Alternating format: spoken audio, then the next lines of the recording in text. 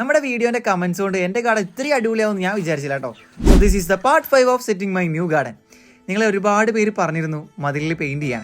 So കഴിഞ്ഞ പാർട്ടിൽ ഞാൻ നിങ്ങളോട് ചോദിച്ചിരുന്നു ഇത് പെയിന്റ് അടിക്കണമെന്ന്.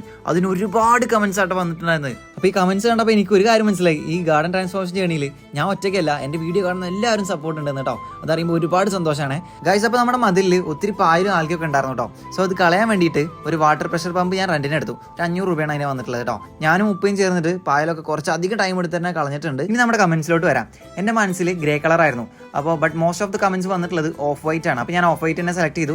ബോർഡർ ആയിട്ട് ലൈറ്റ് ബ്രൗൺ കളറാണ് ഞാൻ ചൂസ് ചെയ്തിട്ടുള്ളത്. നമ്മൾ പുറത്തെ മതിലിനൊക്കെ പെയിന്റ് വാങ്ങുമ്പോൾ നമ്മൾ ശ്രദ്ധിക്കേണ്ടത് പായലൊക്കെ വന്നു കഴിഞ്ഞാൽ പെട്ടെന്ന് തന്നെ കഴുകി കളയാൻ പറ്റുന്ന രീതിയിലുള്ള പെയിന്റ് വേണം ചൂസ് ചെയ്യാൻ കേട്ടോ. നമുക്ക് മുന്നേ മതിലുണ്ടായിരുന്നു ജസ്റ്റ് പ്രൈമറാണ്, അതുകൊണ്ട് തന്നെ പായലൊക്കെ നന്നായി പിടിച്ചിരിക്കും. ഇനി ആ ഒരു പ്രശ്നം ഉണ്ടാവില്ല കേട്ടോ. ജസ്റ്റ് വെള്ളം അടിച്ച് കളഞ്ഞാൽ തന്നെ പോകുന്ന രീതിയിലുള്ള പെയിന്റ് ആണ് വാങ്ങിയിട്ടുള്ളത് കേട്ടോ. നമ്മൾ ഒരു 4 ലിറ്റർ വൈറ്റ് കളറും അതുപോലെ തന്നെ 1 ലിറ്റർ ബ്രൗൺ കളറാണ് വാങ്ങിയിട്ടുള്ളത്. പ്രൈസ് ഒരു 1650 നമുക്ക് ചിലവായിട്ടുണ്ട്. പെയിന്റിങ്ങിന് പുറത്തുനിന്ന് ആരും വിളിച്ചൊന്നുമില്ല, ഞങ്ങളെല്ലാവരും കൂടി തന്നെ അടിച്ച് വേഗം തന്നെ തീർത്തിട്ടുണ്ട് കേട്ടോ. പിന്നെ ഞാൻ വേറെ കുറച്ച് കമന്റ്സ് കണ്ടു, നിങ്ങൾ പെയിന്റിങ്ങിന് പകരം ക്രീപ്പിംഗ് ഫിഗ് പോലെ മതിലിൽ പറ്റി പിടിച്ച് കയറുന്ന ചെടികൾ വെക്കാൻ വേണ്ടിട്ടോ. നമുക്ക് ഓൾറെഡി ഒരു സൈഡിൽ നമുക്ക് അതുണ്ട്. ഞാൻ അതിന്റെ കുറച്ച് തൈകൾ ഓൾറെഡി അവിടെ വെച്ച് പിടിച്ചിട്ടുണ്ട്.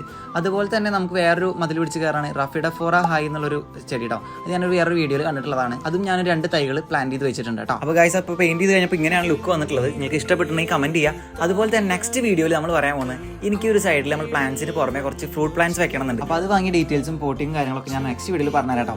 അതുപോലെ തന്നെ ഫ്രൂട്ട് പ്ലാന്റ്സിൽ നിങ്ങൾക്ക് വല്ല സജഷൻസും ഉണ്ടെന്നുണ്ടെങ്കിൽ അതും കൂടെ ഒന്ന് കമന്റ് ചെയ്തോളൂ കേട്ടോ. അപ്പോൾ നമ്മളിപ്പോൾ പാർട്ട് 5 ആയിട്ടുണ്ട്. അപ്പോൾ ഇനിയും ഫോളോ ചെയ്യാനാണ് നമ്മൾ വീഡിയോ കാണുന്നുണ്ടെങ്കിൽ ഇപ്പോൾ തന്നെ ഫോളോ ചെയ്തോ. നെക്സ്റ്റ് പാർട്ടായിട്ട് വേഗം തന്നെ വരാം.